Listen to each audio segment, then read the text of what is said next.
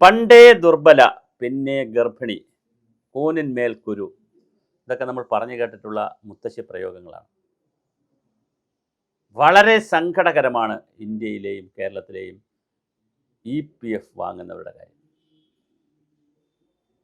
Employees provident fund എന്ന് പറയുന്ന ഒരു സംവിധാനമുണ്ട്. 20 വർഷം 30 വർഷമൊക്കെ ജോലി ചെയ്തതിന് ശേഷം 500 രൂപ പെൻഷൻ വാങ്ങുന്നവരുണ്ട്. സങ്കടകരമാണ്, സങ്കടകരം. അതേസമയം അതേ ജോലി, അതുപോലത്തെ ജോലികൾ സർക്കാർ ഉദ്യോഗസ്ഥർ ചെയ്താൽ അവർക്ക് വലിയ പെൻഷനുണ്ട്. സർക്കാർ ഉദ്യോഗസ്ഥർക്ക് പെൻഷൻ കൊടുക്കണ്ട എന്നുള്ള അഭിപ്രായം വെച്ചിട്ടല്ല ഞാനിത് പറയുന്നത്. സർക്കാരിൽ തന്നെ പല സ്ഥാപനങ്ങളും EPFൻ്റെ പരിധിയിലാണ് വരുന്നത്. സ്റ്റാറ്റ്യൂട്ടറി പെൻഷൻ വരാത്ത ഒരുപാട് സ്ഥാപനങ്ങളിൽ EPF ആണുള്ളത്.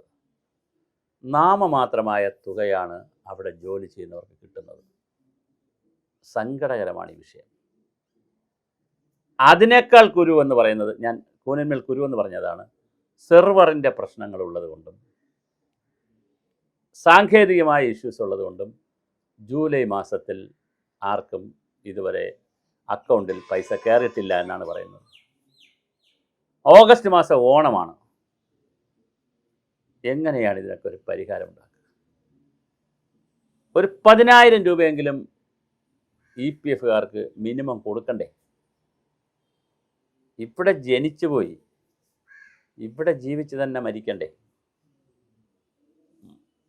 ഇതുപോലെ ജോലി ചെയ്യുന്നവരുടെ ഒരു പ്രശ്നം, അസുഖങ്ങൾ വന്നാൽ, ഭക്ഷണം കിട്ടാതെ ഉള്ള ഭക്ഷണത്തിന് പൈസ തികയാതെ വന്നാൽ, വീട്ടുവാടക കൊടുക്കാൻ പൈസ തികയാതെ വന്നാൽ, കറണ്ട് ചാർജ് അടയ്ക്കാൻ പൈസ ഇല്ലാതെ വന്നാൽ, മെഡിസിൻ വാങ്ങാൻ പൈസ ഇല്ലാതെ വന്നാൽ, ഗ്യാസിന് പൈസ ഇല്ലാതെ വന്നാൽ, വാട്ടർ കണക്ഷന് പൈസ ഇല്ലാതെ വന്നാൽ ആരോടും ചോദിക്കാൻ കഴിയില്ല. കാരണം അവർ അതുവരെ മാന്യമായി ശമ്പളമൊക്കെ കിട്ടി ഒരു അഭിമാനപൂർവ്വം നാട്ടിലെ പ്രമുഖനായി ജീവിച്ചവരായിരിക്കും, അല്ലെങ്കിൽ പ്രമുഖയായി ജീവിച്ചവരായിരിക്കും. പെൻഷൻ പറ്റി കഴിയുമ്പോൾ വളരെ നാമമാത്രമായ തുകയാണ് കിട്ടുന്നത്. സങ്കടകരമാണത്. ഒരു കല്യാണത്തിന് വിളിച്ചാൽ പോലും അവർക്ക് മാന്യമായി ഗിഫ്റ്റ് കൊടുക്കണം. ആ കാലമാണ്. യാത്ര ചെയ്യണം, അസുഖങ്ങളുണ്ട്. ഒരു ചെറിയ പനി വന്ന് പോയാൽ സ്വകാര്യ ആശുപത്രിയിലാണ് പോകുന്നതെങ്കിൽ 10,000 രൂപ റെഡിയാണ്. ചുമ വന്നാൽ ഉടനെ എക്സ്റേ എടുക്കണം, തലവേദന ഉണ്ടെന്ന് പറഞ്ഞാൽ ഉടനെ സ്കാൻ എടുക്കണം, പിന്നെ ബ്ലഡ് ടെസ്റ്റ് ചെയ്യണം. ഡയഗ്നോസുകളുടെ പറുദീസയാണ് ഏത് ഹോസ്പിറ്റലും. മെഡിക്കൽ കോളേജിൽ പോയാൽ പോലും, അല്ലെങ്കിൽ സർക്കാർ ഹോസ്പിറ്റലുകളിൽ പോയാൽ പോലും ദാരിദ്ര്യരേഖ താഴെയല്ല. കാര്യം അവർ ജോലി ചെയ്ത് തരുന്നവരാണ്. ചിലപ്പോൾ അത്യാവശ്യം ഒരു കാറ് കാണും, അല്ലെങ്കിൽ ഒരു വീട്ടിൽ AC കാണും. അതുകൊണ്ട് അവർ റേഷൻ കാർഡിൽ മഞ്ഞ കാർഡായിരിക്കുകയുമില്ല. അവിടെയും അവർ ഫീസ് അടയ്ക്കണം. മെഡിക്കൽ കോളേജിൽ MRI സ്കാൻ എടുക്കാൻ 2,600 രൂപ അടയ്ക്കണം. പുറത്ത് 5,000 രൂപയാണ്, പക്ഷേ അവിടെ 2,600 അടച്ചല്ലേ പറ്റുള്ളൂ.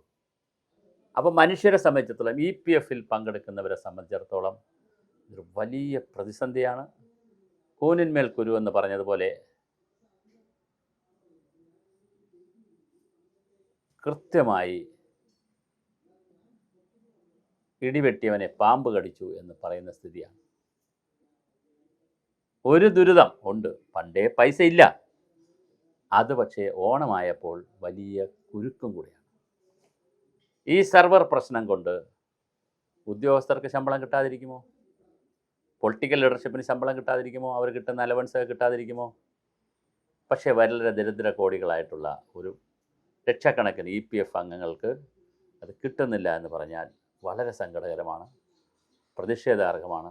ഓണത്തിന് മുമ്പ് ഈ സെർവർ പ്രശ്നവും മെക്കാനിക്കൽ പ്രശ്നവുമൊക്കെ ഓണമാസത്തിൽ കൊണ്ടുവച്ച് നോക്കാതെ കുറേ കൂടെ മുന്നേ ഉള്ള മാസങ്ങളിൽ നോക്കി ഓണത്തിന് വളരെ കൃത്യമായി ഇത് കൊടുക്കാനുള്ളൊരു സംവിധാനം എന്തുകൊണ്ട് ഗവൺമെൻറ്റുകൾ ചിന്തിക്കുന്നില്ല? ഈ വിഭാഗം ആളുകളെ സംബന്ധിച്ചിടത്തോളം, EPF വാങ്ങുന്ന എംപ്ലോയീസ് പ്രോവിഡൻറ്റ് ഫണ്ട് വാങ്ങുന്നവരെ സംബന്ധിച്ചിടത്തോളം അവരും മാന്യമായി ഇവിടെ ജീവിച്ചവരാണ്, മാന്യമായി മരിക്കുകയും വേണം. പക്ഷേ ഒരു കാരണവശാലും അവരെ മനുഷ്യരായി അംഗീകരിക്കുന്നുണ്ടോ? പെൻഷൻ പറ്റിയതിന് ശേഷം ജോലിയിലിരിക്കുമ്പോൾ വളരെ സന്തോഷത്തോടു കൂടി ജോലിയിലൊക്കെ ഇരിക്കുന്ന ആളുകൾക്ക് സമൂഹവും ഗവൺമെൻറ്റൊക്കെ വലിയ മാന്യത കൊടുക്കും. പക്ഷേ പെൻഷൻ പറ്റിക്കഴിഞ്ഞാൽ അവർക്ക് വളരെ നാമമാത്രമായ തുകയാണ് കിട്ടുന്നത്. അതും സ്ഥിരമായി കിട്ടുന്നില്ല എന്നുള്ളത് മുഖ്യമന്ത്രിയും മറ്റ് സംവിധാനങ്ങളും കൂടി ആലോചിച്ച് പുതിയ തീരുമാനമെടുക്കേണ്ടതാണ്. EPF എന്ന് പറയുന്നത് വളരെ വളരെ വളരെ വളരെ മോശമായിട്ടുള്ള ഒരു തുകയാണ്. ആയിരക്കണക്കിന് ആളുകൾക്ക്, പതിനായിരക്കണക്കിന് ആളുകൾക്ക് കിട്ടുന്നത് വളരെ നാമമാത്രമായ തുകയാണ്. അത് തന്നെ ഓണത്തിന് കിട്ടാതെയും കൂടി ഇരുന്നാൽ ഇരുട്ടടി ആണ് മനുഷ്യർക്ക് കിട്ടുന്നത്. ഒരു കാരണവശാലും ഇത് അനുവദിക്കാൻ കഴിയുന്നതല്ല. അതുകൊണ്ട് EPFക്കാരോട് പറയാനുള്ളത്, നിങ്ങൾക്ക് സംഘടനയൊക്കെ ഉണ്ടെന്നാണ് ഞാൻ മനസ്സിലാക്കുന്നത്. നിങ്ങൾ ശക്തമായി നിലപാടുകൾ എടുക്കണം. ഇത് EPFനെ സംബന്ധിച്ച് കൃത്യമായൊരു 10,000 രൂപയെങ്കിലും കൃത്യമായി തരാനുള്ള സംവിധാനം നിങ്ങൾ ആലോചിക്കണം.